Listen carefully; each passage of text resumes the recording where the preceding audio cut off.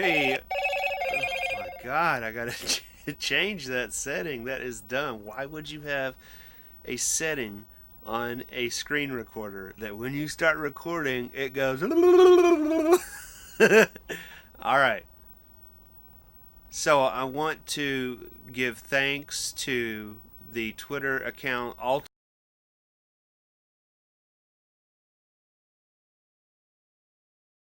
for reference to. Oh, I swear this has moved. It sure has moved. Oh, that's a pity. Let me find it here. This tweet on the 26th of October. Fair. Media ignore unmasking of Twitter exec as British PsyOps officer.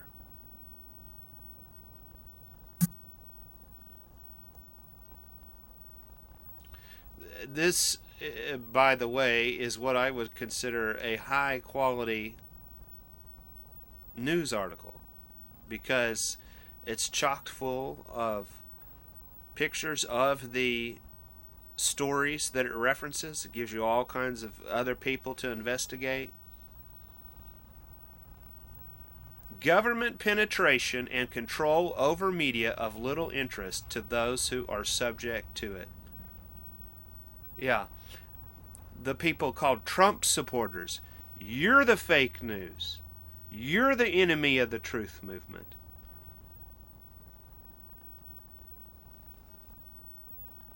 We're going to talk about the Smith-Mundt Act, which James True has brought into my attention once again. There's so much information that,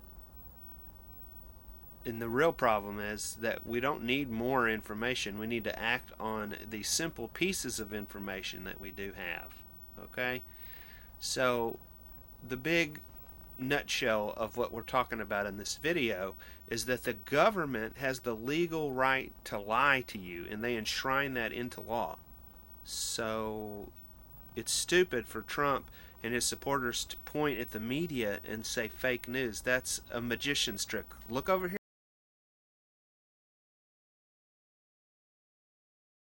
to you, but sometimes we're stupid. I know I am. Alan McLeod wrote this article. He's referencing the Middle East Eye. Twitter executive for Middle East is British Army PsyOp soldier.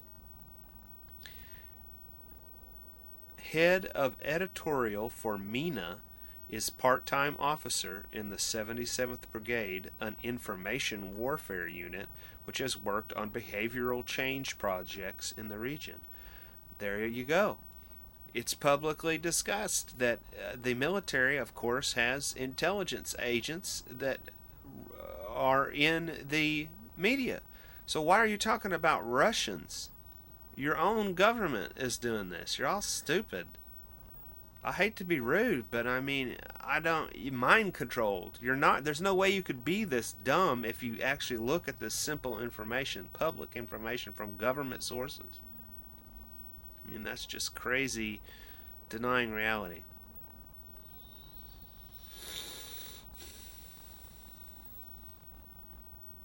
Gordon McMillan, head of editorial for the Middle East and North Africa.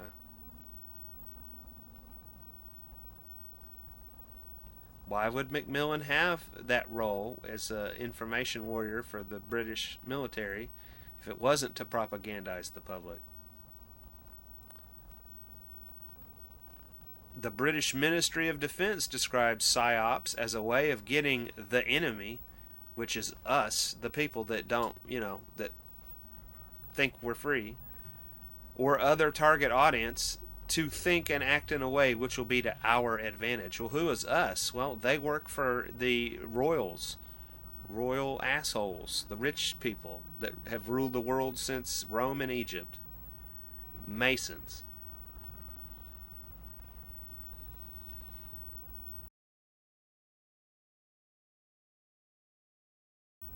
British Zionism.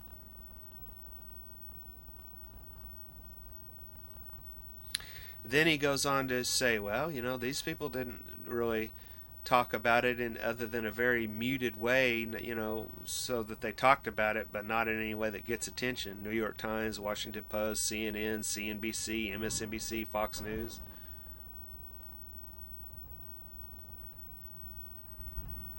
The only corporate U.S. outlet of any note covering the news that a person deciding what you see in your Twitter feed is a foreign PsyOps officer was Newsweek, which published a detailed analysis from Tariq Haddad on 10/1/19. When asked by Fair why he believed this was, Haddad agreed it was major news but downplayed the idea of media malevolence, suggesting that because it was a small British outlet breaking news involving a British officer, U.S. media may have overlooked it. And then this is this whole thing. In reality, it's a big gray zone, right? So I definitely could truthfully argue, right? This is public relations. You can choose how you present information. You could say, well, it's not like it's a lie, and they don't hide this information. If you look it up, I think I've even seen billboards recruiting people to join the military to be on social media, right? Looking for terrorists. Me, somebody trying to stop liars from running the world, is the bad guy. I'm the terrorist. So you see what I'm saying? How many times do we have to tell people what happened in 1947 with the Smith-Mundt Act? That's a fair point of view.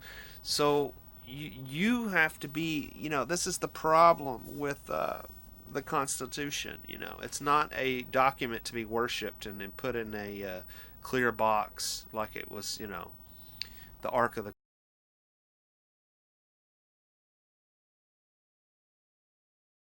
When we stand up for this stuff directly, when we are the government, right? You gotta, you know what I mean? Uh, Not when we talk about what these misrepresentatives do all day. Here's the alternative media that talked about it. Moon of Alabama, Consortium News. And then there are demoted or deleted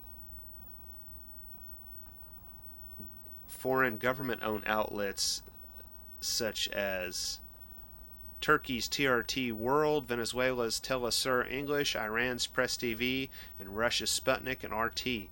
That's the internet. Anybody that has the money could pay for it. I saw a BBC report the other day that was showing there is an app called, I can't remember what the app's called, but there's people in Silicon Valley that are bringing their Muslim or Middle Eastern, I don't know what you want to call it, but it's not to blame them, but I'm saying they are buying domesticated workers is the title, which is a maid, but really it's a slave, and some of them are children, and they buy them with an app that's approved in the Google Play and Apple Store. So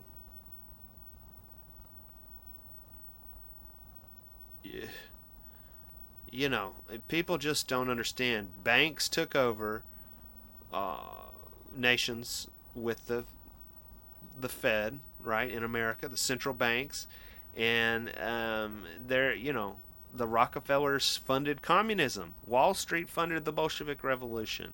There's no, you know what I mean? There's no difference between these large corporations and left or right in politics is the enemy.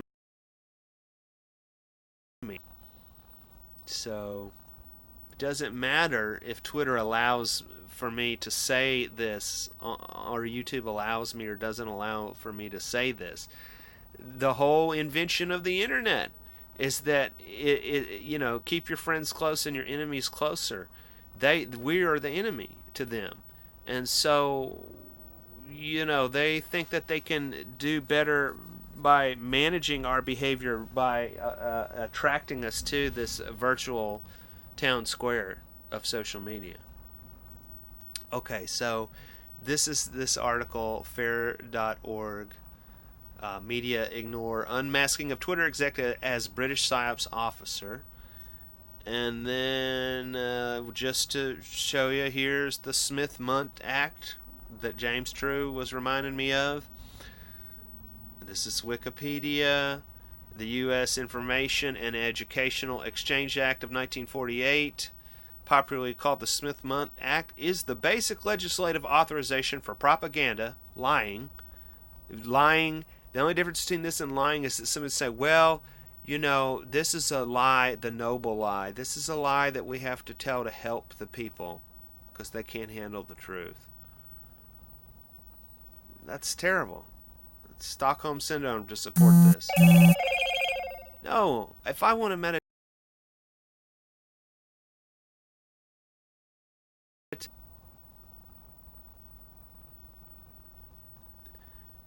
legislative authorization for propaganda activities conducted by the U.S. Department of State, sometimes called public diplomacy. I call lying to the people who they think they're better than. Alright, so that's back in 1945 and 48. Okay, and then here is James True. How am I not subscribed to James True? Steve Bannon is QAnon. Oh, let me know about. Oh, get out of the way. Let me know about all of the alerts. Steve Bannon is QAnon. I'm not really seeing any super evidence to back this up, but I think it's a very good idea. Didn't I hear in some report that Bannon was what's he doing now?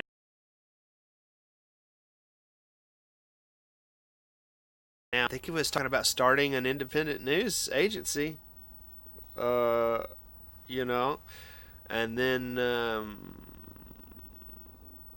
I think James in his Twitter mentioned something about I don't know who this Thiel person is, but that Bannon said that he may have some role in intelligence or something. So, signed by Harry Truman, January 27, 1948. The Smith-Mundt Act gave the ability for the government to lie. It said, hey man, you can lie. And what's interesting about this, I am looking something up because I just saw a date.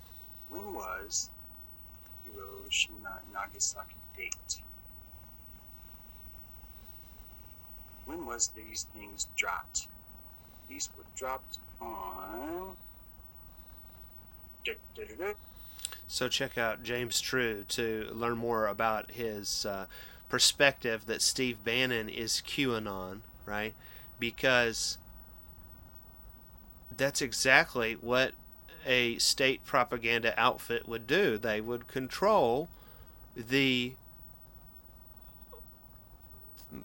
thoughts of the people through alternative media, which is a joke in and of itself. How alternative can anything we do be on here if the military gave us the internet, the platform to do it on? That includes myself.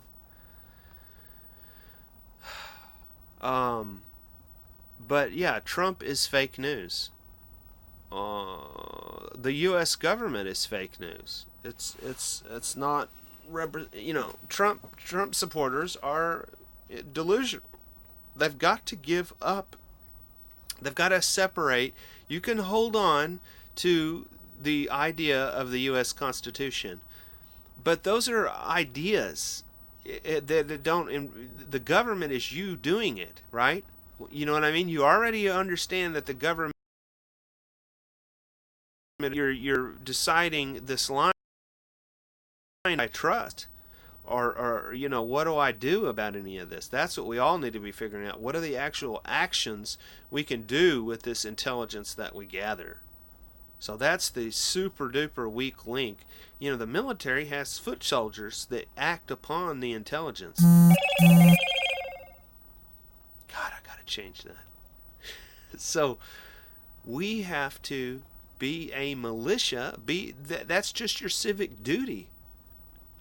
I mean, what part of, even if the American Revolution was fake the whole time, the concept of it is based on the fact that at one point the people themselves have to defend what they value if the government is corrupt.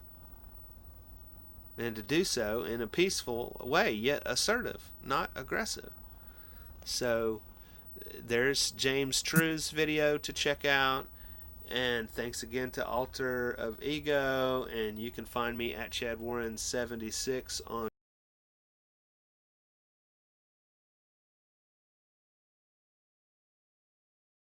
And have a good day.